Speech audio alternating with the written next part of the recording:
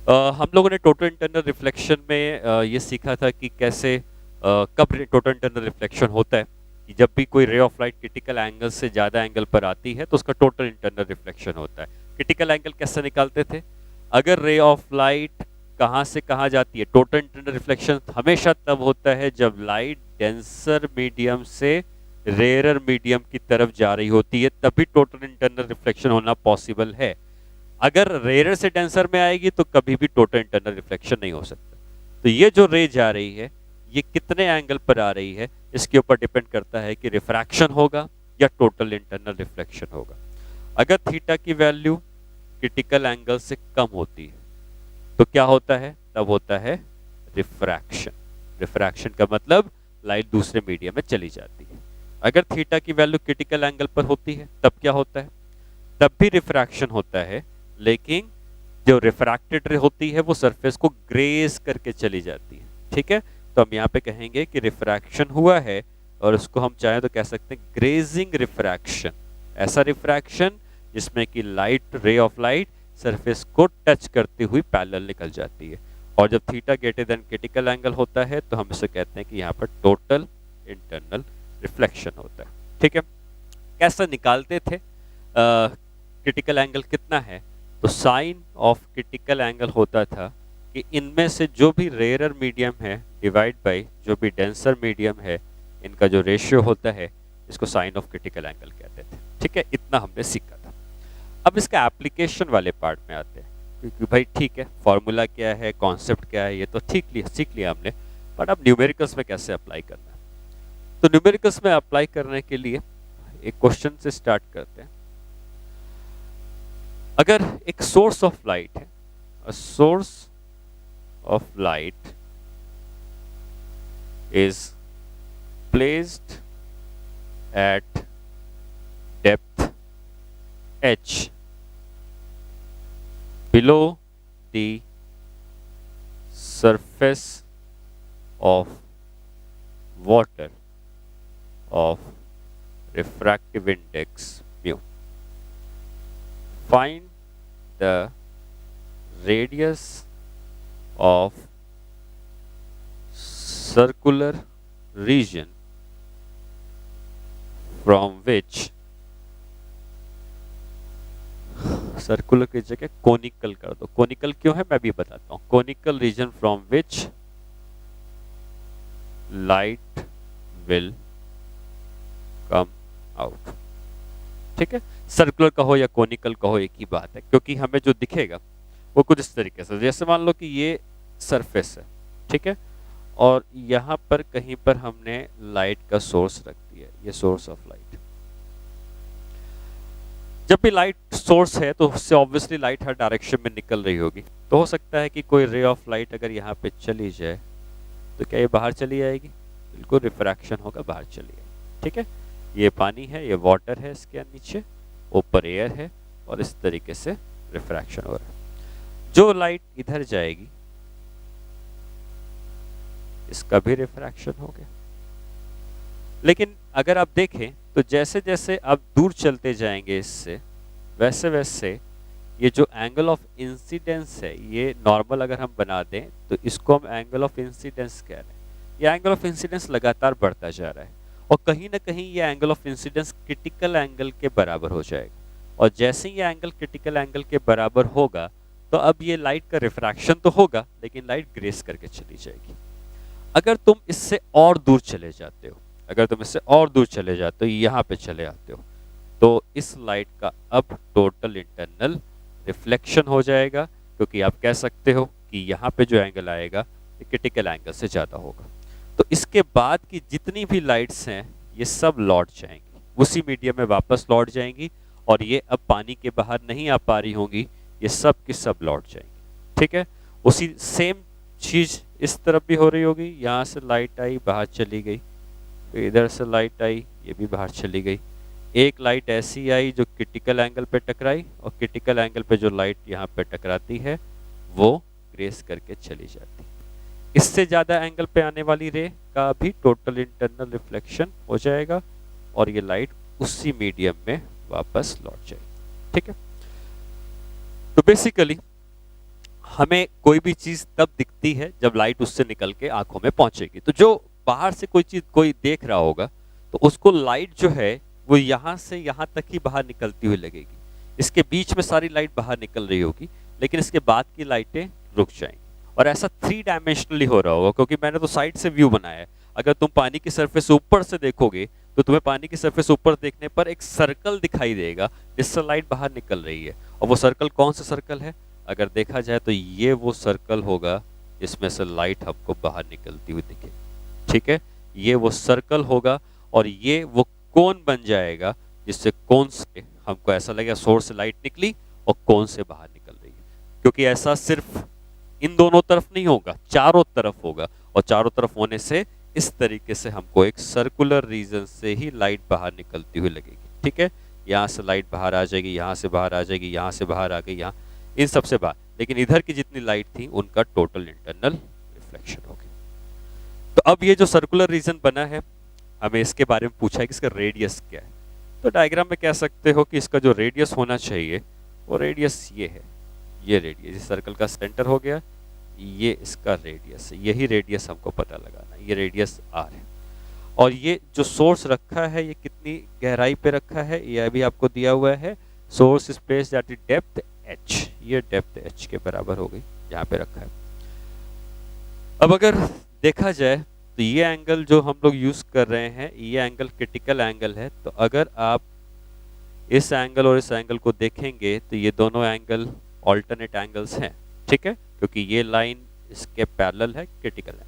और अब अगर तुम इस राइट एंगल ट्रायंगल पर थोड़ा सा ध्यान दो, ये जो राइट एंगल ट्रायंगल बन रहा है इसमें tan of C perpendicular upon base लिख सकते हैं। ठीक है, तो क्या रिलेशन लिखा जा सकता है यहाँ पर? हम यहाँ पे लिख सकते हैं tan of C is equal to क्या आ जाएगा? Perpendicular R by base H। ये tan C की वैल्यू हो गई। ठीक है, tan C is equal to R by H। हमें निकालना क्या है? हमें निकालना है R। तो R अगर निकालना है तो R को अब हम लिख सकते हैं H tan C।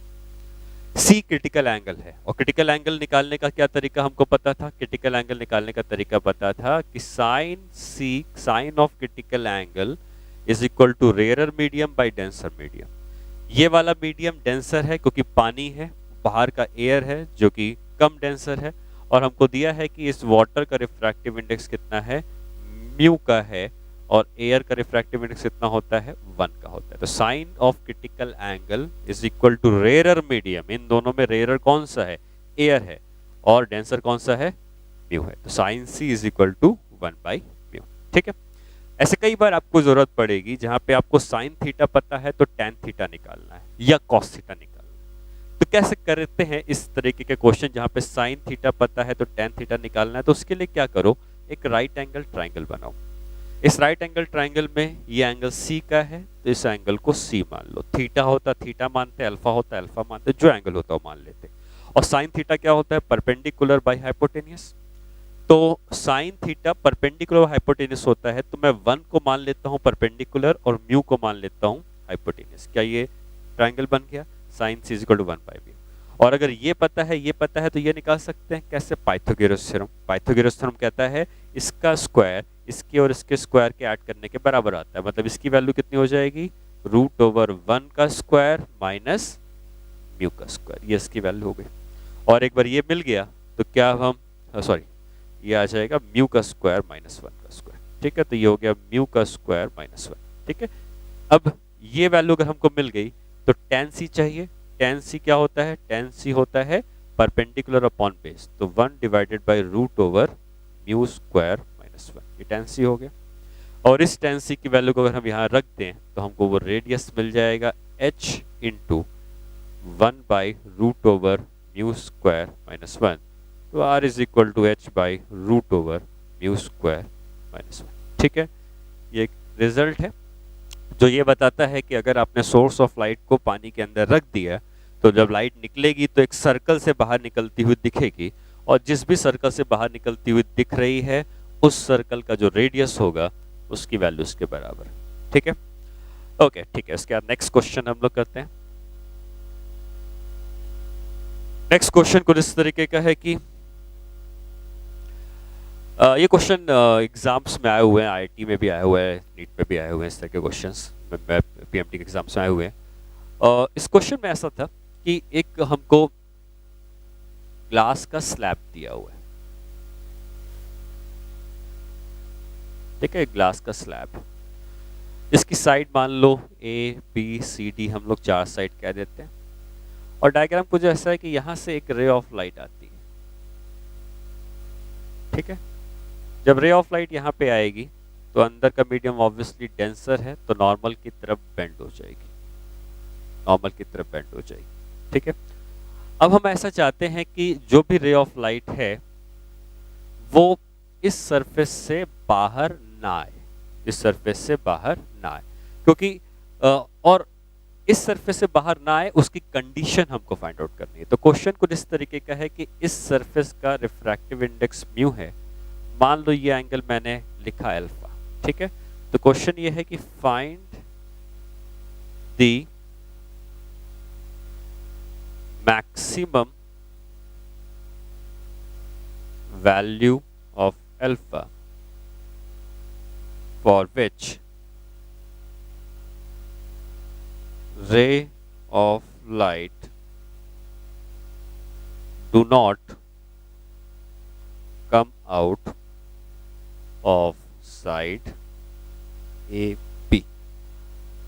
Alpha maximum कितना होना चाहिए जिससे कि रे ऑफ लाइट उस साइड से बाहर ना आए। अब हम चाहते हैं कि यहाँ से रे बाहर ना आए, ठीक है। तो ये जो एंगल थीटा होना चाहिए, ये एंगल क्रिटिकल एंगल से बड़ा होना चाहिए। क्रिटिकल एंगल के बराबर भी होगा तो रे पैरेलल निकल जाएंगे। थीटा क्रिटिकल एंगल से बड़ा होगा तो टोटल इंटरनल रिफ्लेक्शन होगा और रे वापस लौट के आ जाएंगे, ठीक है। अब ये एंगल अल्फा ज़्यादा से ज़्यादा क्यों पूछा गया है, उसका रीज़न ये है कि थीटा को जब तुम बढ़ाओगे, थीटा थीटा कम से कम सी होना चाहिए।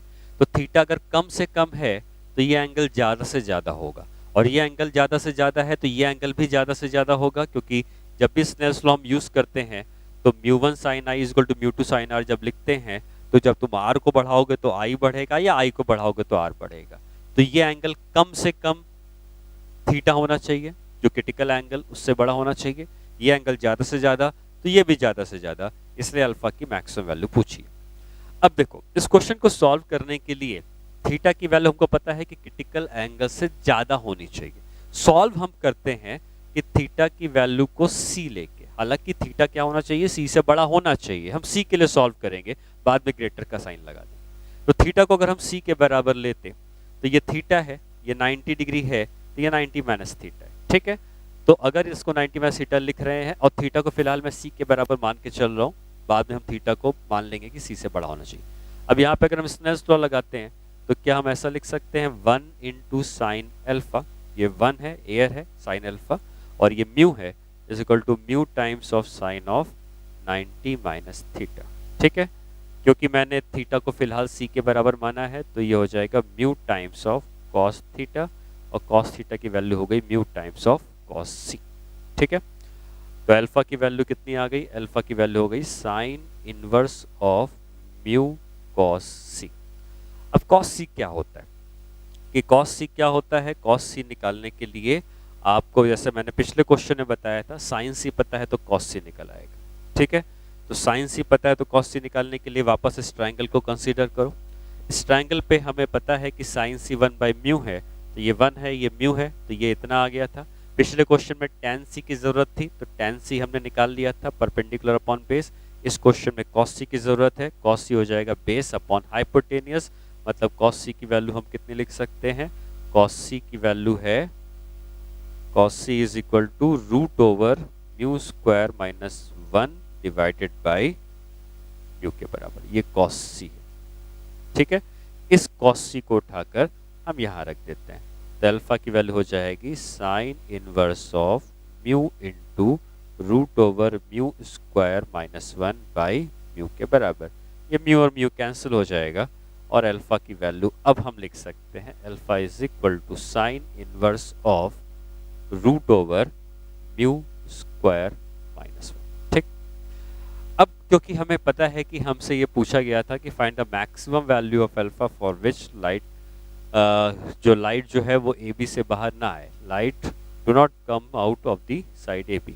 तो अब क्या कर सकते हैं, अल्फा की वैल्यू इतनी है तो वो एंगल क्रिटिकल एंगल है, ठीक है।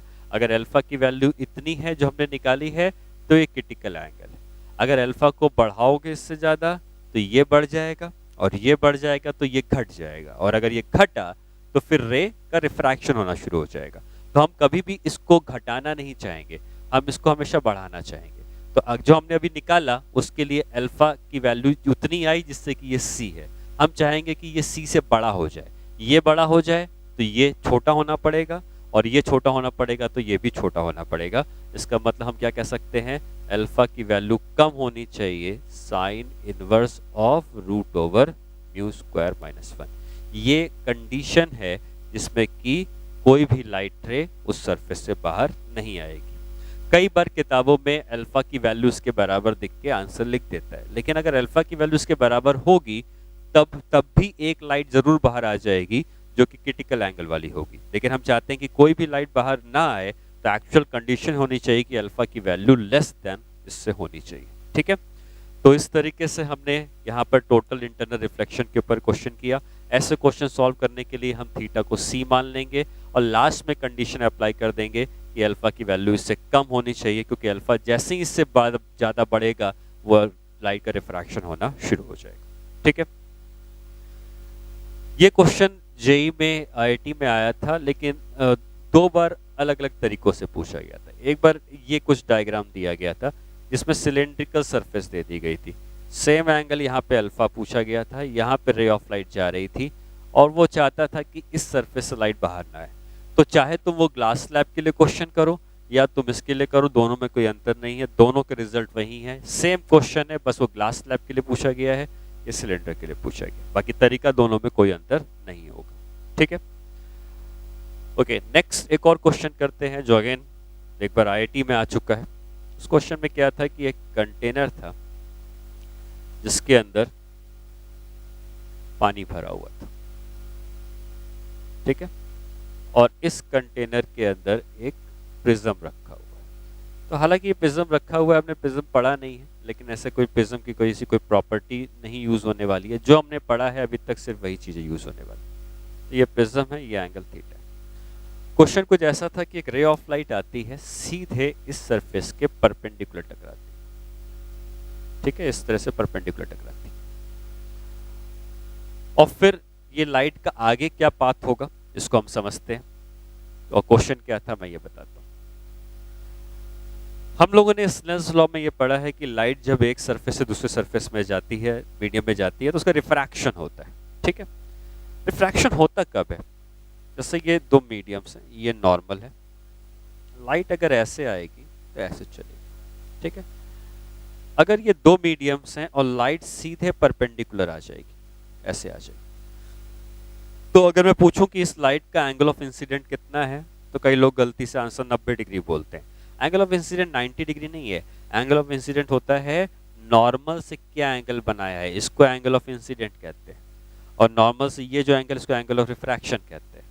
अगर ये रे सीधी आ गई है तो क्या नॉर्मल भी यही है और ये भी यही है, तो कितना एंगल है एंगल ऑफ इंसिडेंट, 0। अगर एंगल ऑफ इंसिडेंट 0 होता है तो एंगल ऑफ रिफ्रैक्शन को भी 0 होना पड़ेगा, और इसलिए ये लाइट अगर परपेंडिकुलर टकराती है तो बिना रिफ्रैक्शन के सीधी चली जाती है। अगर I 0 होगा तो R भी 0 होगा, μ1 sin I is equal to μ2 sin R। अगर I 0 है तो R भी 0, क्योंकि लेफ्ट हैंड साइड 0 है तो राइट हैंड साइड को 0 होना पड़ेगा, ठीक है।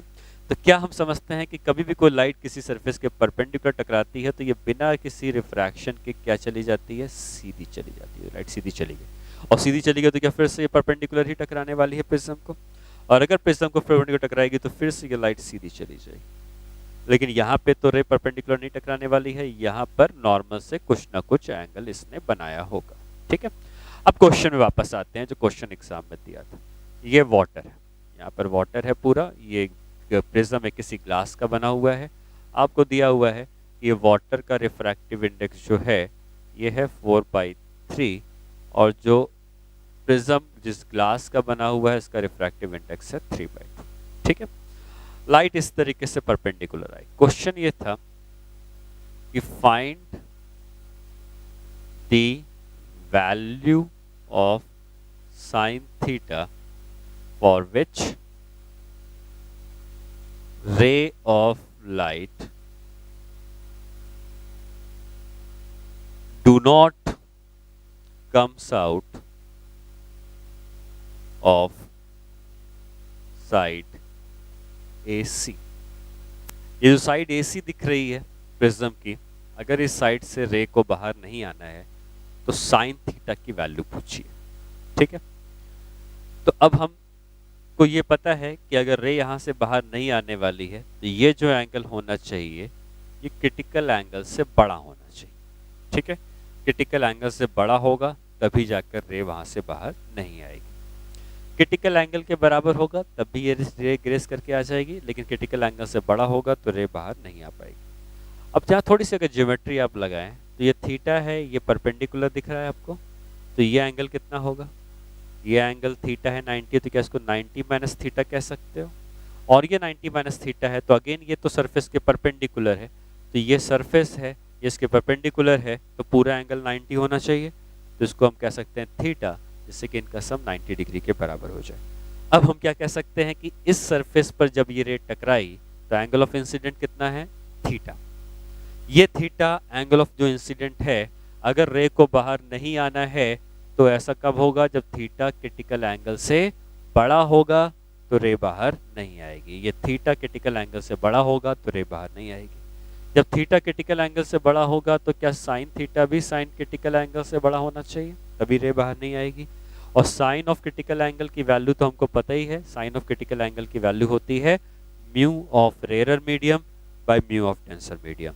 तो क्या यहाँ पे साइन ऑफ क्रिटिकल एंगल की वैल्यू मैं लिख सकता हूँ, यहाँ पर डेंसर हमेशा अंदर वाला होता है, रेयर हमेशा बाहर वाला होता है। आप चेक भी कर सकते हैं, 3/2 1.5 होता है, 4/3 1.33 होता है, ये कम है ये ज्यादा है, हमेशा ऊपर कौन आएगा, कम आएगा। कौन सा है कम इन दोनों में, 4/3, ज्यादा कौन सा है 3/2।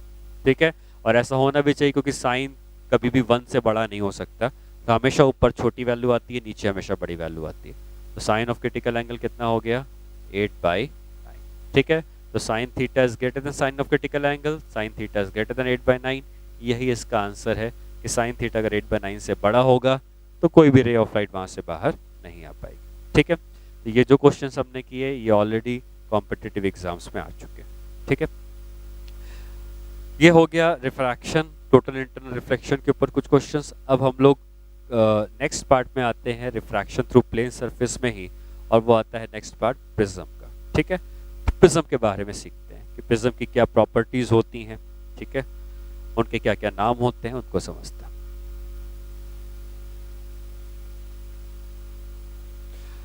जब भी हम प्रिज्म बनाते हैं तो इस तरीके से हमको ट्रायंगुलर शेप दिखता है उसका। ठीक है, ये साइड व्यू है, हमको इस तरह से उसका ट्रायंगुलर शेप दिखता है। जब उसका ट्रायंगुलर शेप दिखता है तो उसके 3 कोने होते हैं।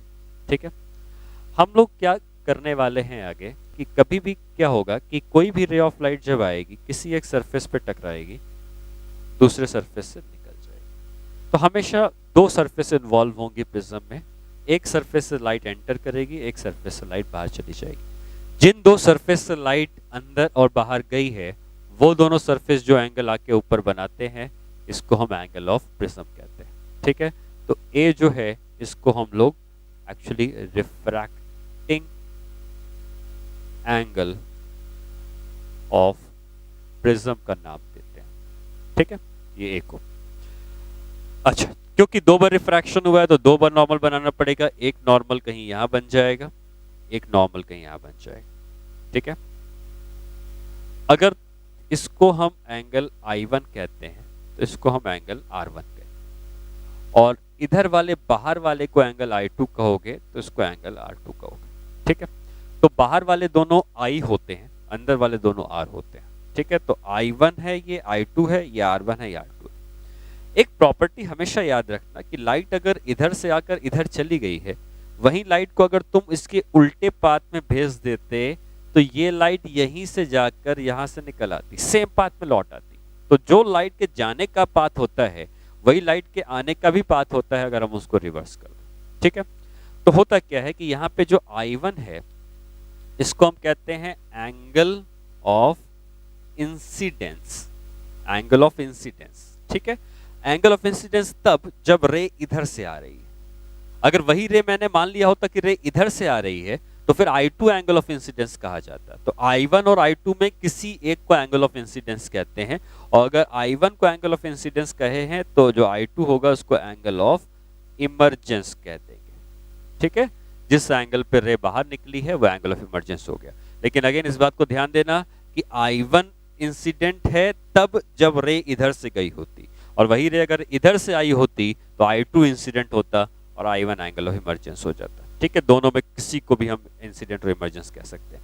R1 R2 अंदर के दो एंगल्स हो जाते हैं। ठीक है, हमें क्या पता करना होता है प्रिज्म के केस में, तो मोस्टली हम लोग डेविएशन से डील करते हैं कि प्रिज्म ने कितना डेविएशन दिया, और फिर हम जाकर उसमें फिर डिस्पर्शन क्या होता है वो अगला पार्ट होगा। अभी हम लोग डेविएशन के बारे में समझते हैं, डेविएशन क्या होता है। और डेविएशन का मतलब होता क्या है, तो डेविएशन का मतलब क्या होता है कि रे जो इनिशियली आ रही थी वो कितने एंगल पर निकल गई, कितना एंगल घूम कर निकल गई, वो डेविएशन।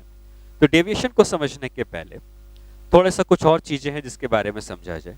ठीक है, वो कुछ चीजें ऐसी हो जाएंगी कि अगर मैं इसको आगे बढ़ा देता, इसको आगे बढ़ा देता, इस एंगल को मान लो मैं थीटा कहता, तो आप देख सकते हैं कि ये एक ट्राइंगल है, और ट्राइंगल में किसी भी तीन एंगल का जो सम होता है वो कितना होता है, वो होता है 180 डिग्री। तो क्या इस ट्राइंगल से हम ये कह सकते हैं कि R1 plus R2 plus theta is 180 degree? ये पहली इक्वेशन होगी। ठीक है, अच्छा उसके बाद थोड़ा सा और समझते हैं। ये एक क्वाड्रिलेटरल, इस क्वाड्रिलेटरल के चारों एंगल का सम 360 डिग्री होना चाहिए। इस क्वाड्रिलेटरल में ये जो साइड आपको दिख रही है, ये जो साइड है, ये दोनों साइड क्या आपस में परपेंडिकुलर है? क्यों? क्योंकि नॉर्मल है, ये नॉर्मल है और ये साइड है।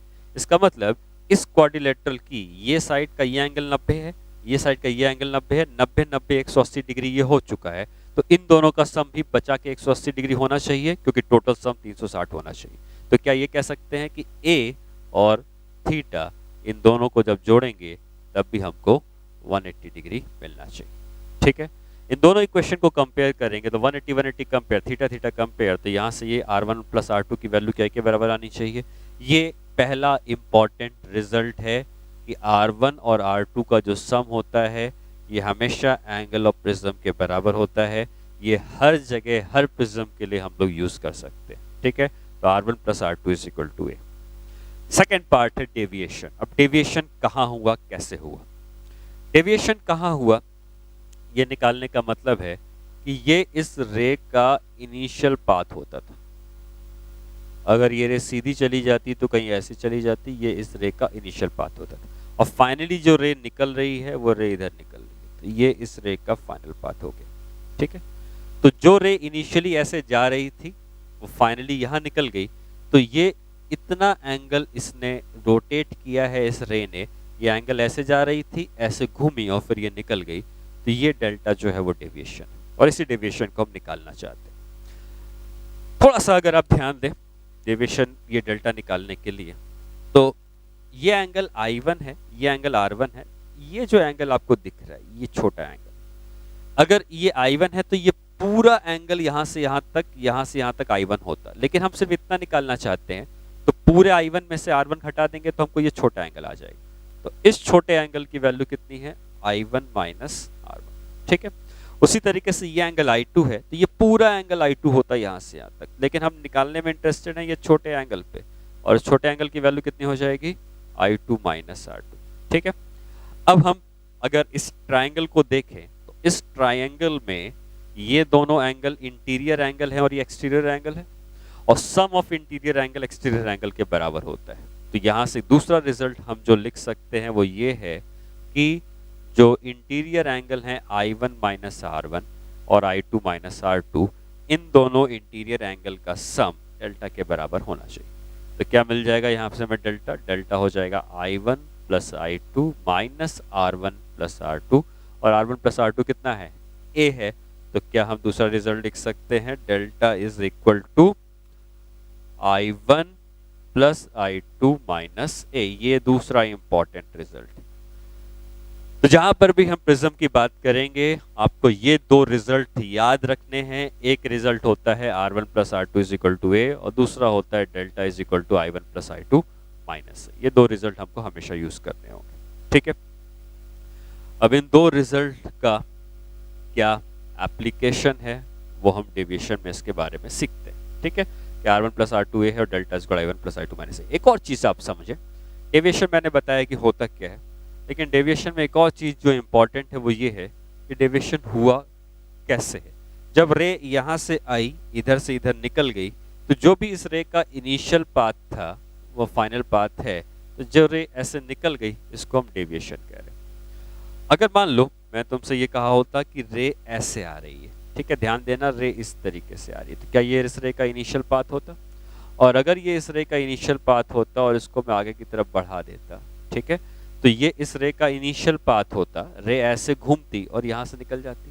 तो रे अगर ऐसे आके यहां से निकल गई तो इसको मैं हटा दूं यहां से, अभी आप नोट कर चुके होंगे, ये जो एंगल दिख रहा है आपको, देखो, ठीक है, ये रे ऐसे आती ब्लू वाली और फिर ऐसे निकल जाती, तो ये जो एंगल दिख रहा है क्या इसको डेविएशन कहा जा सकता था? और ये एंगल अगर हम देखें तो ये दोनों एंगल एक दूसरे के बराबर हैं क्योंकि वर्टिकली अपोजिट एंगल्स। तो मतलब ये होता है, कहने का मतलब ये है, जैसे मैंने कहा कि I1 इंसिडेंट है तो I2 इमर्जेंस है, अगर I2 इंसिडेंट है तो I1 इमर्जेंस है। अगर रे I1 वाले एंगल पर आकर I2 वाले एंगल पर निकल जाती तो डेविएशन डेल्टा होता, लेकिन अगर रे I2 वाले एंगल पर आकर I1 वाले एंगल पर भी निकल जाती तब भी डेविएशन डेल्टा ही होता। मतलब सेम डेविएशन आपको मिलता है, रे I1 पे आकर I2 पे निकलेगी तब जो डेविएशन होगा और I2 पे आके I1 पे निकलेगी तब जो डेविएशन होगा, दोनों डेविएशन सेम है। मतलब किसी भी डेविएशन को प्रोड्यूस करने के लिए प्रिज्म को दो एंगल ऑफ इंसिडेंट मिलते हैं। I1 के एंगल पर रे आने पर जितना डेविएशन प्रोड्यूस होगा, I2 के एंगल पर आने वाली रे के लिए भी उतना ही डेविएशन प्रोड्यूस होगा, ठीक है। तो यहां पर हम इस प्रॉपर्टी को भी लिख सकते हैं कि prism produces same deviation for two angle of incidence, ठीक है। deviation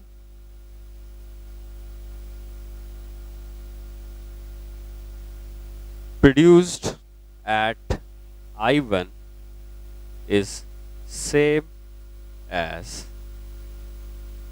deviation produced at I2, ठीक है। बस इस बात का ध्यान देना है कि I1 एंगल ऑफ इंसिडेंट है तो I2 इमर्जेंस है, I2 इंसिडेंट है तो I1 इमर्जेंस है। मतलब हो सकता है ये 15 डिग्री हो और ये 40 डिग्री हो, रे 15 डिग्री में भेजोगे तब जो डेविएशन आएगा, 40 डिग्री में भेजोगे तभी वही डेविएशन आएगा, दोनों में उसकी डेविएशन की वैल्यू सेम होती है, ठीक है। इस चीज का यूज करके अब हम लोग आगे जब बढ़ेंगे तो हम इसमें ये सीखेंगे कि डेविएशन की वैल्यू जो हमने ये जो फॉर्मूले लगाए हैं इसमें से अब ग्राफ क्या बनता है डेविएशन का और फिर मिनिमम डेविएशन हम कैसे निकालते हैं, ठीक है। जैसे हमने सीखा कि डेविएशन दो एंगल ऑफ इंसिडेंट के लिए सेम होता है, तो अगर हम उसका ग्राफ बनाएं कि डेविएशन कैसे हो रहा है और कैसे कैसे हम एंगल ऑफ इंसिडेंट को बदल रहे हैं, तो ग्राफ इसका कुछ इस तरीके से हमको मिलता है। रफली ग्राफ कुछ इस तरीके का मिलेगा, ठीक है। इस ग्राफ का मतलब ये हुआ कि कोई भी डेविएशन आप जब कैलकुलेट करते हैं, मान लो ये डेविएशन कुछ आया है डेल्टा का, तो ये डेविएशन तब मिलता है जब एंगल ऑफ इंसिडेंट I1 है, या ये डेविएशन तब भी मिलता है जब एंगल ऑफ डेविएशन I2 है। दोनों ही एंगल ऑफ इंसिडेंट में हमको सेम अमाउंट ऑफ डेविएशन मिलता है, ठीक है, जैसा मैंने एक्सप्लेन किया। लेकिन इनमें से एक डेविएशन ऐसा होता है जिसको हम कहते हैं मिनिमम डेविएशन। ये जो मिनिमम डेविएशन होता है ये तब मिलता है जब ये दोनों एंगल I1 जो इधर से मिल रहा था हमको, I1 इधर से मिल रहा था, I2 इधर से मिल रहा था, ये दोनों एंगल जब एक दूसरे के इक्वल हो जाते हैं तब जो डेविएशन आता है वो मिनिमम होता है, ठीक है। मतलब रे अगर 30 डिग्री पे आकर 30 डिग्री पे ही निकलेगी तभी वो डेविएशन मिनिमम होगा, 40 पे आएगी तो 40 पे निकलेगी। तो हम जब अलग अलग एंगल पर रे को भेजते रहते हैं, कभी 10 डिग्री, 15 डिग्री, 20 डिग्री, तो कोई ना कोई ऐसा एंगल हमको मिलेगा जिसमें रे जितने एंगल पे आई उतने एंगल पे निकल गई। जिस समय ऐसा होगा उस समय डेविएशन मिनिमम होगा। जब I1 और I2 दोनों इक्वल हैं तो R1 और R2 भी दोनों उस समय बराबर हो जाते हैं, और वो दोनों को भी मैं R लिख देता हूँ। जब I1 I2 बराबर है तो R1 R2 बराबर है। तो हम जब मिनिमम डेविएशन का केस सॉल्व कर रहे हैं तो मिनिमम डेविएशन के समय I1 I2 एक दूसरे के बराबर। तो अगर हम उस प्रिज्म को दोबारा बनाएं, यहाँ पे रे ऑफ लाइट आई, इधर जाके इधर गई और फिर निकल गई।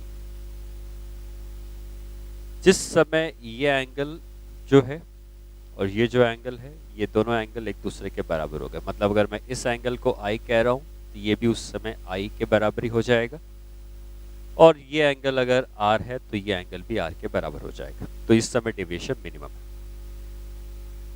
ये जो प्रिज्म है इसका कुछ ना कुछ रिफ्रैक्टिव इंडेक्स होगा। बाहर एयर है तो उसका रिफ्रैक्टिव इंडेक्स 1 के बराबर है, और अगर हम यहाँ पे स्नेल्स लॉ का यूज करते हैं तो हम लिख सकते हैं μ1 sin I equal to μ2 sin R।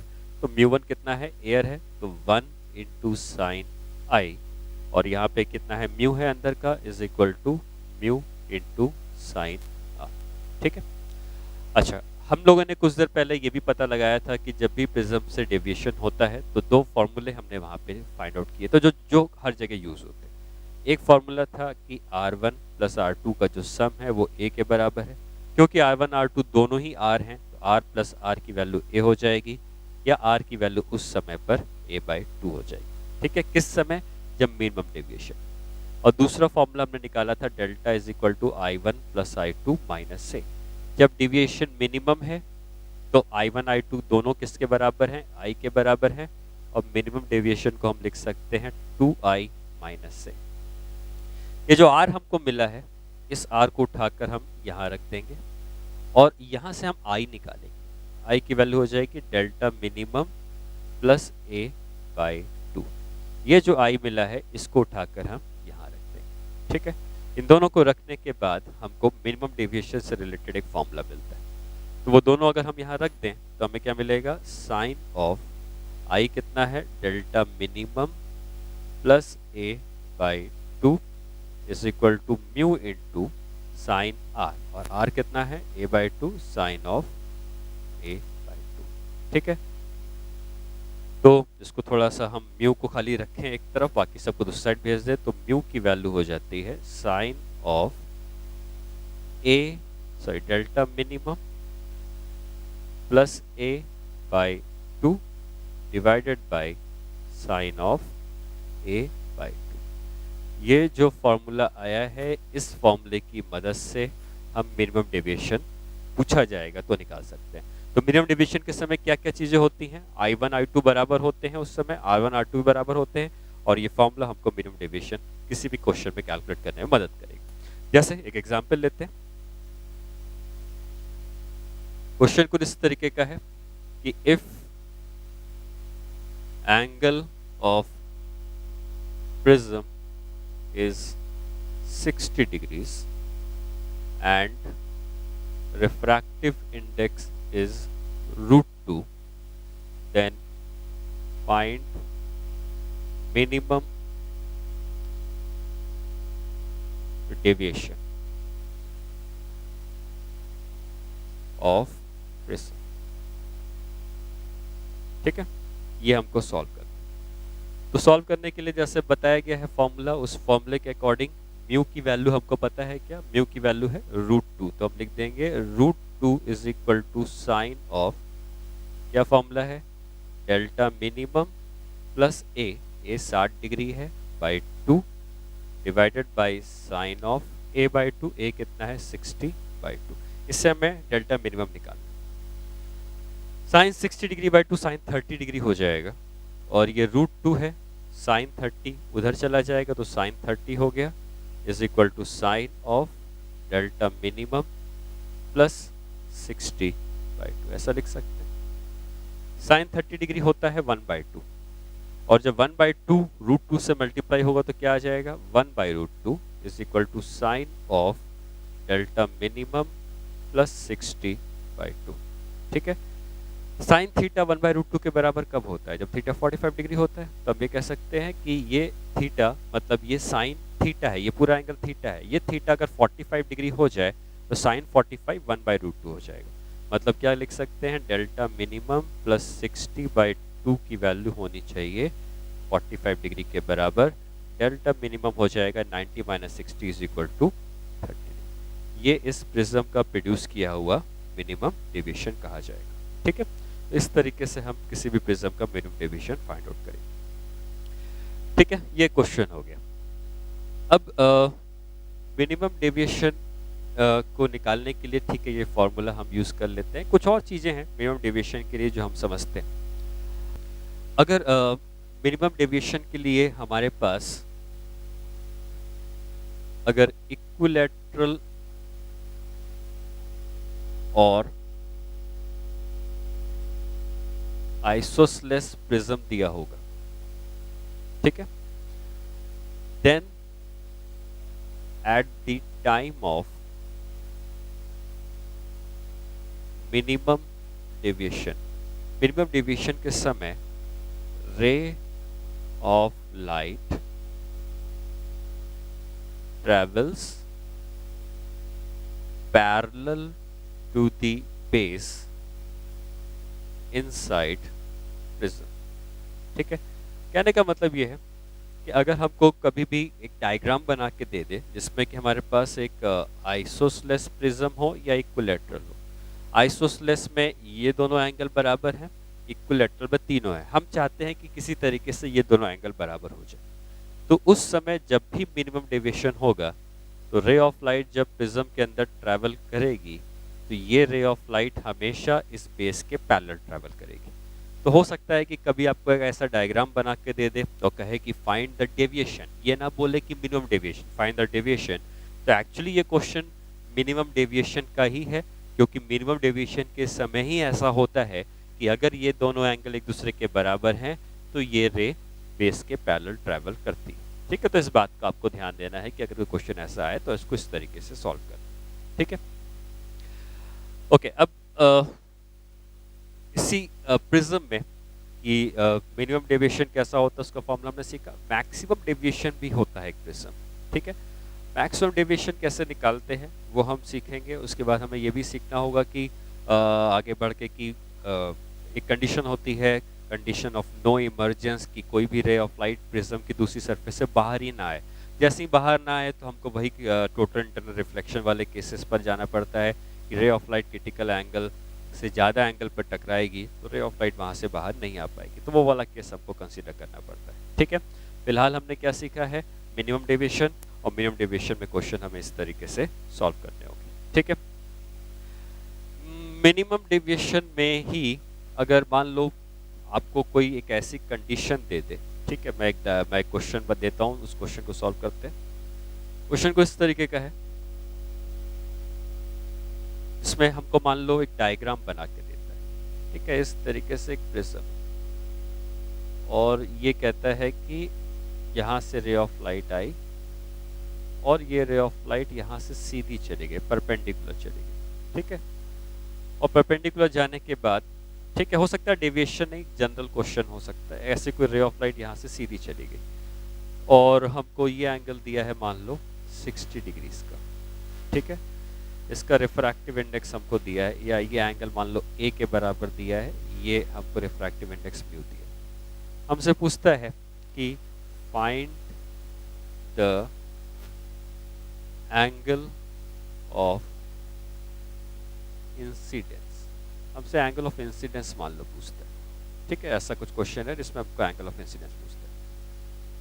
तो आप पहले ये बताओ कि एंगल ऑफ इंसिडेंस को निकालने के लिए पहले तो हमें ये पता होना चाहिए कि यहाँ पर I2 कितना, I1 I2 दो एंगल होते हैं। ये वाला एंगल जो है इसको हम I1 कहते हैं और उधर वाला जो एंगल इसको I2, हमें I1 फाइंड आउट करना है। I2 कितना है ये बता सकते हो? I2 की वैल्यू 90 डिग्री नहीं है, 0 डिग्री है। ये मैं पहले ही बता चुका हूँ कि अगर कोई भी रे परपेंडिकुलर निकल जाती है तो यही नॉर्मल है, और नॉर्मल के साथ ये रे 0 डिग्री का एंगल बना के निकल रही है, तो I2 की वैल्यू 0 है। ठीक है, I2 0 है तो R2 कितना होगा, R2 भी 0 हो जाएगा, क्योंकि अगर I 0 होता है तो R भी 0 होता है। ठीक है, ये एंगल है R1 का। ये एंगल कैसे निकालेंगे?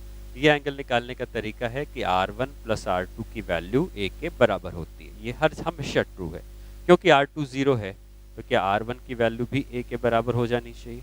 R1 की वैल्यू A के बराबर आ गई। अब यहाँ पे हम स्नेल्स लॉ लगा देंगे। स्नेल्स लॉ कैसे लगाएंगे? 1 into sine I1 is equal to mu into sine R1।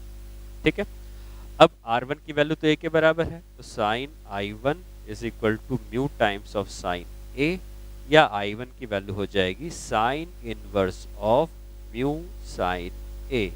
Clear है बात? ये I1 की वैल्यू आ गई। इस तरीके से हम एंगल ऑफ इंसिडेंट निकाल सकते हैं।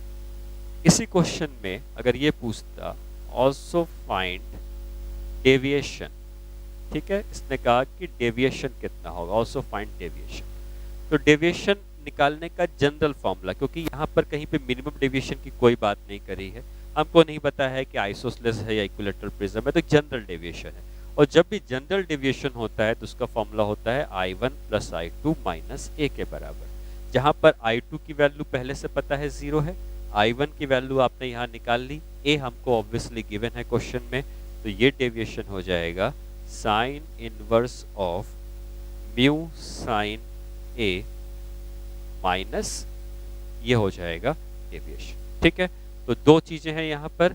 अगर कोई रे ऑफ लाइट इस तरीके से निकलती है तो उस केस में आपको याद रखना है कि I2 की वैल्यू 0 हो जाती है, तो R2 की वैल्यू भी 0 हो जाएगी। ठीक है, ओके, नेक्स्ट पार्ट में आते हैं और अब सीखते हैं कि मैक्सिमम डेविएशन कैसे निकलता है। कुछ देर पहले हमने जो ग्राफ बनाया था डेविएशन का विद I, तो रफली ग्राफ कुछ इस तरीके से गया था। ठीक है, अब ये ग्राफ अगर ऊपर चलता जा रहा है मान लो, तो क्या डेविएशन बढ़ता जा रहा है, बढ़ता जा रहा है, बढ़ता जा रहा है, तो कभी ना कभी ये डेविएशन जो है, ये डेविएशन जो है कभी ना कभी जाकर मैक्सिमम भी हुआ होगा। और अगर ये डेविएशन किसी न किसी समय मैक्सिमम हुआ होगा तो हमें ये पता है कि ये ग्राफ तब तक जा सकता है जब तक ये I बढ़ता जाएगा। अब I कब तक बढ़ता जाएगा? I हमेशा तो बढ़ नहीं सकता, क्योंकि I एंगल ऑफ इंसिडेंट है, और सरफेस में कभी भी रे इंसिडेंट होती है तो ज़्यादा से ज़्यादा कितने एंगल पे आ सकती है? 90 डिग्री, उससे ज़्यादा एंगल पे नहीं आ सकती है। तो हमें ये समझना है कि जब भी डेविएशन मिनिमम होगा तो eight the time of maximum deviation, जिस समय डेविएशन मैक्सिमम होगा उस समय आइदर I1 और I2 इज 90 डिग्री। क्योंकि जैसे मैंने कहा कि अगर आप I1 को इंसिडेंट मानते हो तो I2 इमर्जेंस हो जाएगा, या I2 इंसिडेंट होगा तो I1 इमर्जेंस हो जाएगा। तो जब भी डेविएशन मिनिमम होता है तो वो कंडीशन कुछ ऐसी होती है कि जैसे ये नॉर्मल है। ठीक है, यहाँ से रे आई इधर से जाकर इधर निकल, तो आप देख सकते हैं कि रे अगर सरफेस के पैरेलल निकल गई है, रे अगर सरफेस के पैरेलल निकल गई है, तो क्या ये वाला एंगल I2 यहाँ पे 90 डिग्री हो गया है, इस समय डेविएशन मैक्सिमम होगा। या दूसरी कंडीशन ये होती है कि अगर हम I2 को 90 डिग्री ना मान के I1 को 90 डिग्री मान रहे हैं, मतलब रे ऑलमोस्ट इस सरफेस के पैरेलल कहीं आ रही होगी। ऑलमोस्ट मैं इसलिए कह रहा हूँ कि हो सकता है कि एंगल 89.99999 डिग्री का होगा, थोड़ी सी ऐसे आएगी और फिर यहाँ से इधर आकर यहाँ पे ऐसे निकल। ठीक है, तो यहाँ पर I2 90 नहीं है, I2 की वैल्यू कुछ अलग होगी, यहाँ पे I1 की वैल्यू कुछ अलग होगी, लेकिन ये कह सकते हो कि यहाँ पे I1 कितना है 90। तो जब भी डेविएशन मैक्सिमम होगा तो या तो I1 90 डिग्री होता है या I2 90 डिग्री होता है। ऐसे केसेस में डेविएशन को हम कहेंगे मैक्सिमम। तो इनमें से कोई भी एक केस लेकर हम उस किस वैल्यू को फाइंड आउट कर सकते हैं। तो मान लो मैं ये वाला केस कंसीडर करता हूँ और हम डेविएशन निकालना चाहते हैं। हमने ये भी पढ़ा क्रिटिकल एंगल में कि अगर रे क्रिटिकल एंगल पर आकर टकराती है क्या तभी वो सरफेस के पैरेलल ग्रेस करके निकल जाती है। इसका मतलब ये एंगल क्रिटिकल एंगल के बराबर होना चाहिए, और अगर ये एंगल क्रिटिकल एंगल के बराबर है तो ये एंगल R1 है। ठीक है, इस एंगल का नाम क्या है? इस एंगल का नाम है R1। ये कौन सा एंगल था? ये एंगल था R2। R2 हमको पता है C है, R1 हमें नहीं पता, लेकिन हमको ये तो पता है कि R1 प्लस R2 का सम 1 के बराबर होता है। तो अगर हम इस कंडीशन का यूज़ करें कि R1 प्लस R2 का जो सम है वो A के बराबर है, तो R1 प्लस R2 की वैल्यू कितनी है? C, जो कि A के बराबर हो गई। तो R1 की वैल्यू हो गई A माइनस C। एक बार R1 की वैल्यू हमको मिल गई तो क्या I1 की वैल्यू निकाल सकते हैं? कैसे? स्नेल्स लॉ से। स्नेल्स लॉ लगाएंगे तो स्नेल्स लॉ लगाने से हम क्या लिख सकते हैं? 1 इंटू साइन I1, बाहर एयर है, 1 इंटू साइन I1, अंदर कौन सा मीडियम है? म्यू का, is equal to mu into sine कौन सा एंगल? R1। ये एंगल कौन सा है? R1 का। R1 तो पहले ही निकाल चुके हो, तो यहाँ से हम लिखेंगे sine I1 is equal to mu sine A minus C। ये लिख सकते हैं। यहाँ से I1 की वैल्यू आ गई mu sign inverse of mu sine A minus C। ऐसे निकाल सकते हैं। एक बार हमको ये मिल गया तो हमें डेविएशन का जनरल फॉर्मूला पता है। जनरल फॉर्मूला कौन सा डेविएशन का? I1 plus I2 minus A। हमें I2 पता है, I1 हमने यहाँ से निकाल लिया, A एंगल ऑफ प्रिज्म हमको दिया ही होता है। तो अब हम कह सकते हैं कि जिस समय डेविएशन मैक्सिमम होता है उस समय I1 की वैल्यू है sign inverse of mu sine A minus C, plus I2 कितना है? I2 आप देख सकते हैं 90 डिग्री है, माइनस A। ये अगर हम कर देंगे तो मैक्सिमम डेविएशन हमको प्रिज्म का मिल जाता है। ठीक है, और ये जो मैक्सिमम डेविएशन आया है इसका आप चाहें तो फॉर्मूला याद रख सकते हैं, और जिसमें C कैसे निकलता है? C निकालने का तरीका हमको पहले से पता है। Sine of critical angle is equal to 1 by mu. 1 rare medium है बाहर का और म्यू जो है डेंसर मीडियम है अंदर का। अगर ये वैल्यू पता होंगी तो मैक्सिमम डेविएशन निकाल सकते हैं। आज तक कोई क्वेश्चन तो नहीं आया है इस कॉन्सेप्ट के ऊपर, लेकिन इंपॉर्टेंट है कि अगर कोई क्वेश्चन आता है तो इस तरीके से मैक्सिमम डेविएशन को निकाला जा सकता है। ठीक है, हो गया।